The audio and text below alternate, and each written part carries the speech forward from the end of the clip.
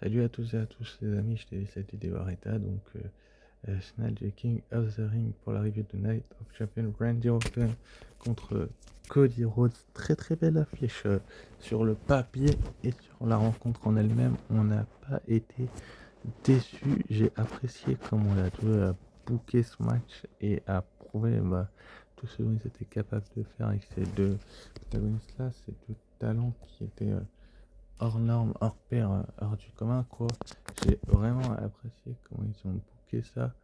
Donc c'était quand même assez exceptionnel de se dire qu'on a une WWE avec un Randy Orton et un Cody Rhodes en face à face d'une finale du King of the Ring. Ils ont fait un tournoi hors du commun tous les deux. Cody Rhodes a battu Jey Uso et remporté son Fatal 4-Way.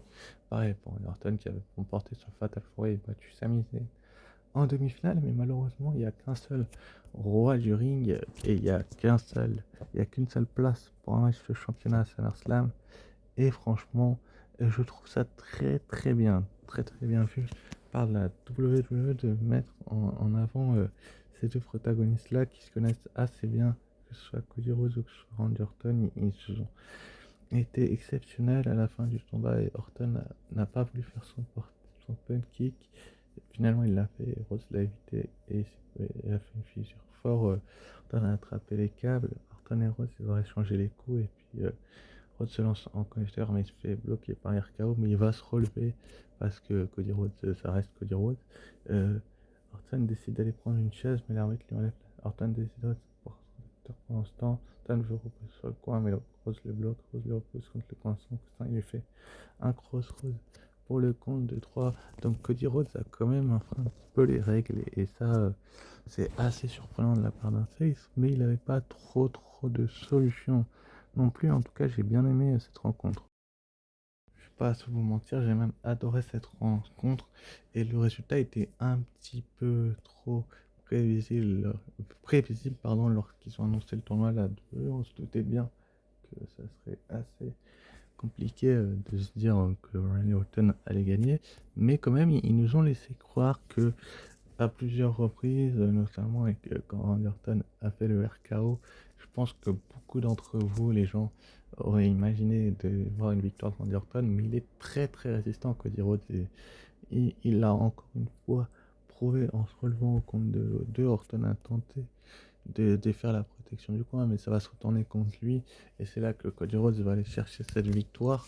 Il y a les prémices d'un fighter de Cody Rhodes, mais en tout cas, la victoire est donc votre King of the Ring et King Cody. On peut l'appeler King Cody désormais. C'est quand même une très très bonne chose. J'ai apprécié ce match et la qualité de la rencontre également. Donc on va pas se mentir en se disant que Cody Rhodes est peut-être la personne parfaite pour avoir sa revanche du côté de SummerSlam parce que c'est désormais officiel.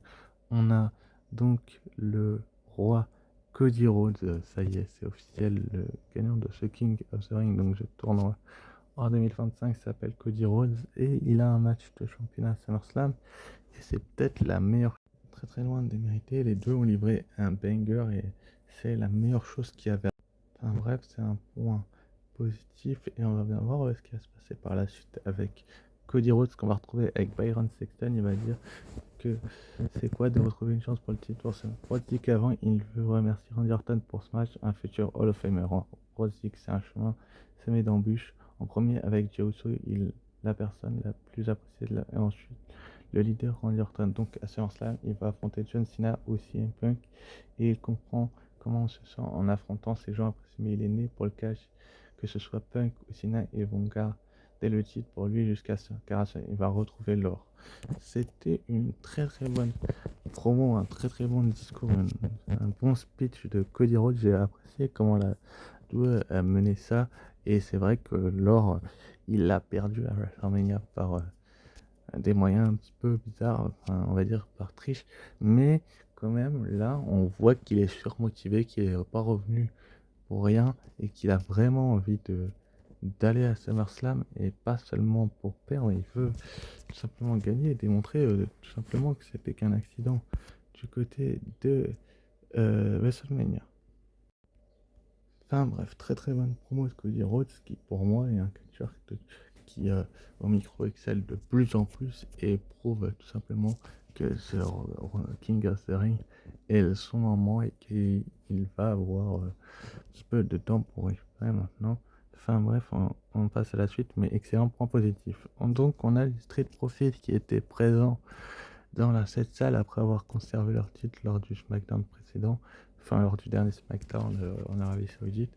Ils étaient là pour assister au spectacle, au show, et c'était plutôt une bonne nouvelle de voir les Street Profits assister à ce Premium Live Event parce que pour moi c'était la meilleure chose à faire du côté de la WWE avec les Street Profits et qui sont présents et qui démontrent tout simplement que les champions doivent être là chaque PLE.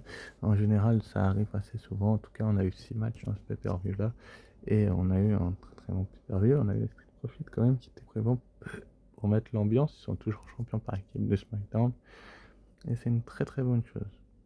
Ensuite, du coup, après, on a eu le street fight entre la moitié des championnes par équipe, Raquel Rodriguez et Rhea Bloody Ripley. Je vous l'ai dit lors de la dernière review de Raw que ce match avait été officialisé par Adam Pearce. La construction de segment était très très bien faite, très très bonne, et le match en lui-même a été d'une qualité. Elle a pris des coups de ceinture de Rodriguez, des Razor Edge, enfin des running knee, enfin elles ont été au bout d'elles-mêmes. Present Trap, Rodriguez a résisté, Roxanne Perez a tenté d'intervenir, a appliqué une prise à Ripley en ringside, mais Ripley l'a renversé avec une souplex, reprend une poubelle et il met sur la tête. Ripley enchaîne avec un running kick sur la poubelle. Rodriguez repousse Ripley contre le poteau et la remonte sur le ring. Rodriguez lance Ripley tête première contre la marche d'acier sur le ring et lui fait un splash, mais elle résiste. Rodriguez se lève pour une prise à travers une table, mais Rodriguez lui fait un big boot. Rodriguez se place, met sur le coin, mais Ripley la repousse encore. Ripley monte sa troisième sur la table et monte Rodriguez avec elle. Enfin, sur la troisième corde, Ripley lui fait un retable du coin sur la table pour le compte de 3 très très belles victoires de Mommy Rhea Bloody Ripley qui est donc monté sur la troisième corde à la fin du match pour faire un riptide dévastateur, excusez-moi l'expression, mais elle l'a vraiment détruite à Raquel Rodriguez pour aller chercher cette victoire. Elle en avait vraiment besoin de cette victoire et à Ripley pour se relancer, et ça prouve que le personnage est très très bien frais et que malheureusement pour Roxanne Perez et Raquel Rodriguez, on sont un peu tombés à l'eau, mais c'était une très très bonne chose en fait de faire ça parce que ça prouve tout simplement que la 2 sait ce qu'elle fait et comment elle démontre tout simplement les talents qu'elles ont dénichés. Et franchement, que ce soit Ripley ou que ce soit Raquel Rodriguez, elle livre des performances que je pense beaucoup d'entre vous ne seraient pas vraiment capables de faire, mais en tout cas, ils ont capitalisé, ils ont démontré, et puis, enfin, ils ont prouvé tout simplement que Rhea Ripley était une catcheuse qui avait vraiment énormément de talent, et Rhea Ripley va donc chercher cette victoire. Elle en avait besoin de toute manière pour se relancer, comme je vous l'ai dit, et donc on a Rhea Ripley qui sourit juste après le match, et avec sa pause, Raquel Rodriguez a perdu. Bon, les King of the Ring ont servi à but des matchs, mais quand même, on a, pardon, le Queen of the Ring, excusez-moi, mais en tout cas, ça démontre et ça prouve que Rhea Ripley est quand même très très forte et que il en faut plus de 2 pour la battre. Et c'est quand même très bien, très belle victoire de Rhea Ripley qui donc se relance, et c'est un point positif, sachant qu'Evolution arrive et que je reviens ces derniers temps, Bloody Ripley est au sommet de son art et elle démontre simplement que c'est l'une des meilleures, si ce n'est la meilleure catcheuse. Un vrai point positif que ce match. Passons au match un peu moins intéressant. Sami Zayn contre Karrion Kross. Une affiche que je n'attendais pas forcément et que j'étais un petit peu déçu. Ça n'a pas été un match d'une énorme qualité, d'un énorme rythme. Bon, le résultat, on le connaissait. Enfin, on savait très très bien que ce match-là, avec Sami Zayn à domicile, n'allait pas être juste une promenade de santé sur lui. Je respecte énormément Karrion Kross, ancien champion NXT, mais la WWE fait un peu n'importe quoi avec Karrion Kross. Et là, ils l'ont encore. Et ça, c'est un peu dommageable, fait perdre. Il perd trop souvent Karrion Kross ces derniers temps. Et c'est peut-être qui va le mener à sa perte. Peut-être qu'un jour il va se dire: ah bah tiens, ce catch là j'en peux plus, j'en ai marre, je fais que le perdre. En tout cas, pour le moment, il est toujours là. Il a livré un sacré match. Il a mis Sami Zayn en difficulté avec un Saito Suplex. Enfin, bref. Enfin, non, c'est Zayn qui lui a fait une terre d'amour pour le courir, mais il a résisté. Mais quand même, il y a eu un German Suplex de Cross qui l'a pris pour une prise, mais il va se faire bloquer par Zayn en Exploder contre le coin. Zayn se lance en heavy kick, mais Cross le renverse en slipper. Et c'est là que Zayn va attraper un câble. Cross commence à donner des coups à Zayn, mais Zayn le surprend avec un heavy kick pour le compte de 3. Mais en tout cas, il faut qu'il fasse attention. Zayn, il a beaucoup d'ennemis ces derniers temps, et ce slipper, bah, ça prouve tout simplement qu'il ne faut pas qu'il soit trop confiant et qu'il ait vraiment besoin de se relancer. Sami Zayn, je trouve que c'est une très bonne chose et que c'est une très jolie victoire pour lui, mais ce match-là, pour moi, il n'est pas digne d'un pay-per-view. On a senti qu'ils ont fait ce match-là pour faire plaisir aux Saoudiens. Ils voulaient faire plaisir aux Saoudiens et c'est quand même dommage de le mettre comme ça en le balançant tout simplement un peu n'importe comment. C'était en plus juste après Rhea et Raquel qui avait livré une grosse performance des deux. Et là, on met Sami Zayn, Carl Cross qui casse un peu l'ambiance. Sami Zayn va gagner ce match et c'est une bonne nouvelle pour lui. Hein. Je dis pas le contraire, mais pour moi, c'est pas vraiment digne d'un pay-per-view que ce match. Et peut-être que la WWE un jour réfléchira à deux fois avant de boucler ces matchs. Mais bon, on verra bien ce qui se passera par la suite. Mais ensuite, après, passons à la 6 championnat des États-Unis. Un match simple entre Jacob Fatu, le champion des États-Unis, l'ancien membre de la Bloodline, et Solo Sikoa, son ancien leader. Très belle rencontre, très belle affiche. Là, contrairement au Cross Sami Zayn, j'étais vraiment dans ce match. Ils ont très bien bouclé ça. Ils ont très bien fait de faire ce match-là. Franchement, j'ai adoré ce match et je ne veux pas vous mentir, quand je vous dis que je l'ai adoré, c'est qu'on a eu un Jacob Fatu qui était dominateur pendant un long moment jusqu'à l'arrivée de Jesse Mateo qui va distraire l'arbitre et Don Gallois qui va faire un neckbreaker à Fatu à l'extérieur. C'est quoi, on profite pour faire le compte à Fatu qui va se relever et Fatu va reprendre le dessus en chassant Mateo et Loa et finalement Samoa Drop. Sikoa va Fatu va sur Sikoa et Mateo qui monte sur le coin. Sikoa lui fait un super kick, Fatu chaîne avec un moonsault à Sikoa. Elles veulent couvrir, mais Hikuleo, donc Hikuleo qui arrive pour attaquer Fatu et faire le début. Donc l'arbitre est sorti et fait un chokeslam à Fatu sur la table. Hikuleo remonte sur le ring, Sikoa enchaîne avec un Samoan Spike à Fatu pour le compte de 3. Et donc on a une nouvelle line 2.0, Tonga Loa, JC Mateo. Jesse Mateo Tongaloa et, et Ikuleo. C'est dommage de finir ce match-là comme ça, de manière avec une intervention, parce que pour moi, ils auraient dû le finir clean. Mais bon, ça protège en tout cas le personnage de Jacob Fatu, qui pour moi ne pouvait pas perdre de manière clean. Mais en tout cas, c'était une très belle rencontre, une très belle affiche entre ces deux protagonistes-là. L'intervention était peut-être d'un petit peu trop et c'est peut-être là que ça s'est joué aussi. Mais en tout cas, on a donc le chokeslam de Hikuleo qui coûte le match donc à Jacob Fatu. Et donc Solo Sikoa va enchaîner avec son Samoan Spike pour après Hikuleo est remis à Jacob Fatu dans le ring pour, pour faire le compte de 3 à Jacob Fatu. C'est lui-même qui a voulu remettre son titre en jeu, Jacob Fatu. Donc là, on revoit le Samoan Spike de Solo Sikoa qui va ensuite, du coup, va devoir assister au compte de l'arbitre. Bien évidemment, Jacob Fatu. Il est complètement perdu, il a tout perdu. Là, il a perdu le titre des États-Unis, l'un des titres plus prestigieux de la WWE. C'est une très bonne nouvelle de voir un Solo Sikoa sur les devants de la scène qui démontre tout ce qu'il vaut, quoi. Et c'est vraiment une bonne chose de voir un Solo Sikoa dominateur et qui domine ces derniers temps. Donc, qu'est-ce qu'ils vont faire par la suite, je ne sais pas, mais en tout cas, Solo Sikoa gagne ce titre et c'est peut-être ce qu'il y a de mieux à faire, en tout cas, de changer de champion. C'est vraiment le meilleur choix qui est fait, la WWE, de donner le titre à Solo Sikoa. En tout cas, il y a une nouvelle bloodline, donc JC Mateo, que vous connaissez bien. Derrière, on a Tonga Loa et Ikudo, juste à côté de Jacob, avec la chaussure un petit peu avancée. Et c'est une bonne nouvelle. On a en tout cas un nouveau champion des États-Unis et on va bien voir comment ils vont construire ça. En tout cas, désormais, Solo Sikoa a démontré tout ce qu'il valait, tout son potentiel, quoi. Et c'était peut-être ce qu'il y avait de mieux à faire, de protéger Jacob en le faisant perdre comme ça.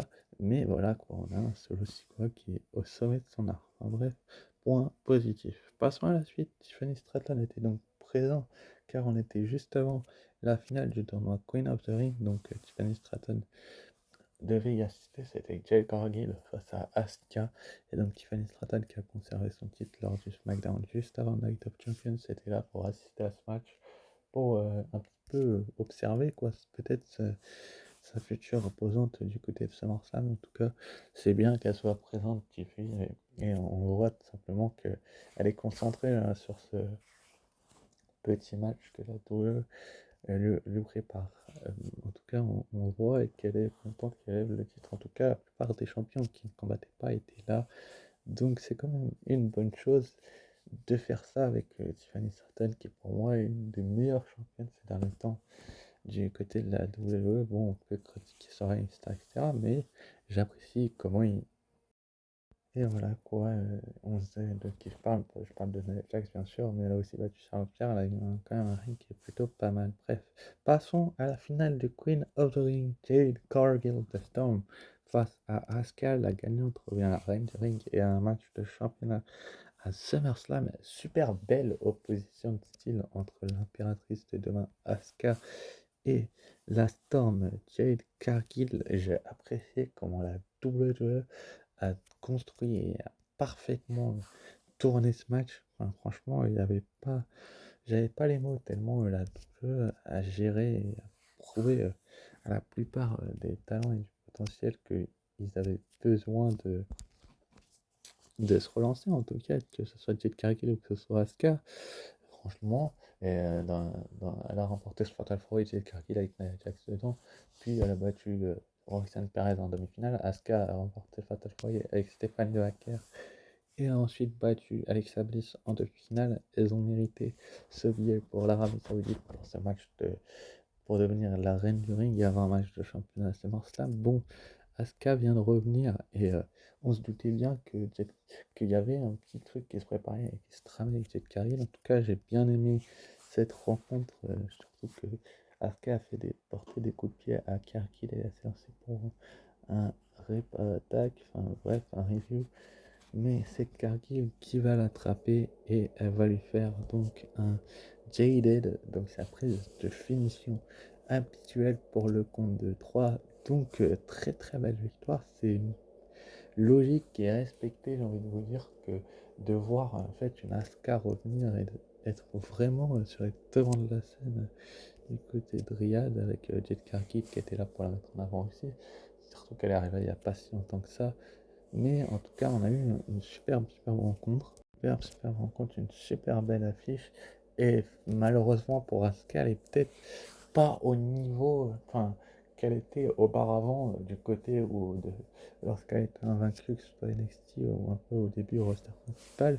Et elle est revenue, elle a battu, enfin, elle a gagné le Fatal 4 avec Stephanie Valkyrie et Ivana. Enfin bref, vous m'avez compris, et que la battue Alexa Bliss qu'elle connaît assez bien, le catch de Jade Cargill, elle le connaît un petit peu moins bien, donc elle a dû forcément l'étudier, mais il y avait des failles et ça a permis donc à The Storm, Jade Cargill d'en profiter, donc c'est une belle victoire pour Jade Cargill. C'est encore un match que j'ai apprécié, qui est vraiment positif, je trouve, du côté de la WWE qui construisent de plus en plus, de mieux en mieux leur match. Donc je suis quand même assez content. En tout cas, donc du coup, votre reine du ring s'appelle Jade Cargill et elle a tout de suite pris la parole de Byron Sexual, lui a demandé comment elle se sent. Cargill dit qu'elle entrant dans le tournoi, elle avait l'impression d'avoir le monde sur ses épaules, mais pour tous ceux qui font face aux doutes des gens, il faut toujours se battre et leur montrer qui on est. Maintenant, une tempête arrive pour SummerSlam. Très très belle promo là aussi de Jade Cargill. C'est vrai que là, elle est surmotivée et surboostée et la tempête arrive à SummerSlam. Johnny Stratton était là pour assister au match, et je pense que le message est clair si elle affronte Tiffany Stratton du côté de SummerSlam. En tout cas, elle est la reine du ring, et je pense que beaucoup de gens ont envie de voir The Storm au sommet. On va bien voir maintenant ce qui va se dérouler par la suite pour elle, en attendant SummerSlam. Mais en tout cas, c'est une très très belle victoire pour Jade Cargill. Il était bon, il était même très bon, et Asuka n'a pas démérité, et franchement je suis content pour Jade Cargill, c'est quelque chose qui mérite, hein. Et elle a prouvé tout simplement. Donc bref, passons au main event.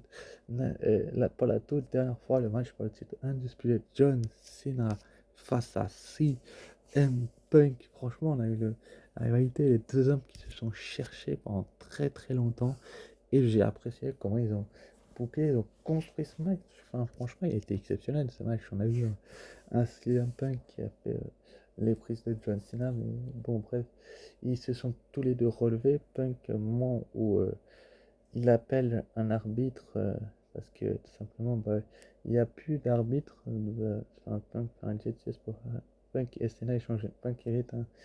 Il a fait l'arbitre par erreur. Enfin, je crois que c'est Cena ou Punk qui va faire un coup à l'arbitre. Punk fait son ZTS à Siam, et il le coupe, mais il n'y a plus d'arbitre. Et Punk va demander un arbitre, et c'est à ce moment-là que ça va dégénérer. C'est Seth Rollins qui va arriver avec son clan, donc Von Breakker et Bronson Reed entre sur le ring, mais Punk arrive à chasser les deux du ring. Punk se lance sur les deux en crossbody, mais Reed et Breakker l'attrape pour lui faire un double chokeslem à travers la table. Seth Rollins demande un arbitre. L'arbitre arrive à la course, mais Cena le charge pour le sonner. Cena monte sur le ring et demande à Rollins ce qu'il fait. Rollins veut le frapper, mais Cena lui fait un Reed et Breakker commencent la route, mais Penta arrive sur le ring. Breakker ne perd pas de temps et attaque Penta sur la salle. La musique de silence, et il se bat avec Breakker. Penta se lance sur les deux en crossbody de la scène. Sur le ring, Reed se prépare pour un tsunami sur Cena, mais Punk le repousse. Cena enchaîne avec un A. Cena et Punk vont en face à face. Punk et Cena se serrent la main, mais Cena veut l'attaquer. Punk le prend, mais Rollins le frappe avec sa mallette. Rollins fait un stomp à Punk. Cena enchaîne. Cena cherche Rollins et court Punk pour la victoire. Très très belle rencontre, quoi. Et franchement, le fait que le clan de Seth Rollins intervienne était peut-être la meilleure solution pour un petit peu protéger, on va dire, CM Punk sans qu'il perde clean. Malheureusement, il affrontera plus John Cena, il a plus de chance au titre, mais quand même, on a eu une très très belle rencontre avec des interventions de Braun Breaker et de Bronson Reed et de Seth Rollins. Sami Zayn et Penta qui viennent les chasser. C'était plutôt bien vu de la part de la WWE de faire ça comme ça, parce que je pense qu'ils auraient pu faire ça autrement, mais ils ont bien fait en fait de faire intervenir Penta et Sami Zayn pour chasser Breaker et Reed. Rollins va coûter le match à Punk, et ça je trouve ça super, parce que on sait très bien là où la WWE veut en venir avec Rollins et Punk. Enfin, franchement, ce coup de mallette, il était somptueux. Enfin, franchement, j'ai adoré regarder. Boum, coup de mallette. Et derrière, il enchaîne Rollins avec un stomp à Punk. Mais le coup de mallette, alors que Breaker et Reed avaient été chassés par Penta et Zayn, c'était peut-être ce qu'il y avait de mieux à faire. Parce que sinon, peut-être que Punk aurait gagné. On ne sait pas trop ce qui serait passé. Mais en tout cas, si un Punk va se prendre ce violent coup de mallette en pleine face, et il va nous dire ensuite que. Enfin, il va comprendre ensuite que ses espoirs vont être touchés, parce que Rollins ne va pas perdre une seconde, il va enchaîner tout de suite. Curl Stomp, Cena va le chasser du ring parce que Cena va s'arrêter là, et que c'est un il un peu arrogant, et qu'il avait vraiment besoin de se relancer en tout cas. Donc c'est quand même une bonne chose de la part de la WWE, c'est-à-dire que Rollins se débarrasse de Punk avec sa mallette et avec un stomp. C'était peut-être la meilleure chose qu'il avait à faire, et je vous l'ai dit, je me suis répété et re-répété. C'était peut-être la meilleure façon que Punk perde de manière un petit peu détestable avec des interventions, parce que clean, ça aurait été compliqué, en tout cas après le coup de mallette. Donc il va y avoir ce Kurt Stomp, ce bon vieux Rollins va le faire un Kurt Stomp à CM Punk. Sur le ring, il a dit que tant qu'il respirera, Punk ne serait pas champion du monde. Et Rollins ne nous a pas menti en disant ça, parce que c'est exactement ce qui s'est passé. Il lui a fait un stomp. Bang! Le gars, le pauvre, c'est peu qu'il n'avait pas eu le temps de voir ce titre, qu'il était déjà dans les vapes, parce que ensuite après du coup John Cena va éjecter Seth Rollins du ring, et c'était peut-être la meilleure chose qu'il avait à faire, c'était de l'éjecter, parce que sinon il serait peut-être bouffé lui aussi un coup de mallette, et on aurait eu un nouveau champion ou pas, on aurait peut-être eu un cash-in, mais on sait pas trop où Rollins et ce que Rollins voulait faire à ce moment-là. Mais donc ce stomp était super bienvenu de la part de la WWE, enfin de la part de, pardon, de Rollins. Et ça permet aussi à Cena de gagner par triche, sans tricher lui-même, et ce malgré lui. Parce que regardez, donc Cena va prendre Rollins, c'est pas une phase, il va l'éjecter du ring alors qu'il lui a mis un AA déjà un petit peu plus tôt dans le match. Et il va donc le chasser du ring et le balancer à l'extérieur. Il va courir. Donc regardez, 1, 2 et 3. Et on a toujours champion indisputé John Cena. Donc on se profile vers un John Cena Cody Rhodes du côté de SummerSlam. A priori, si cela ne change pas d'ici là, si John Cena ne défend pas son titre. En tout cas, il n'est pas prévu pour les prochains événements. C'est une très très belle victoire de John Cena qui a peut-être besoin d'aide pour gagner et pour conserver son titre ou pas. On ne sait pas s'il aurait gagné sans l'intervention de Seth Rollins. Ça, je n'en ai strictement aucune idée. Et la WWE a pris peut-être la meilleure décision, la décision la plus simple, c'est-à-dire de faire perdre Punk par son pire ennemi, Seth Rollins. En tout cas, John Cena, il vaut toujours champion indisputé. Et ça, c'est peut-être la meilleure chose que la WWE ait pu faire avec le compte de 3 donc qui va enchaîner, qui va enchaîner 1, 2, 3, donc peut-être que s'il n'y avait pas eu intervention, peut-être qu'il va gagner. Enfin bref, John Cena conserve son titre et donc il va célébrer avec son titre sur la scène. Et donc pour la note de ce pay-per-view, je vais vous mettre, allez, un petit 15 sur 20 parce qu'il n'y a pas d'ennemis, donc je mets 15, mais quand même, il y a des axes d'amélioration du côté des pay-per-view. Je trouvais ce pay-per-view bien meilleur que Money in the Bank, et c'est déjà une bonne chose. Et donc voilà quoi. Donc annoncé comme prochain pay-per-view, on aura Saturday Night Main Event, je crois que c'est le 12 juillet prochain, si je dis pas de bêtises. Saturday Night Main Event.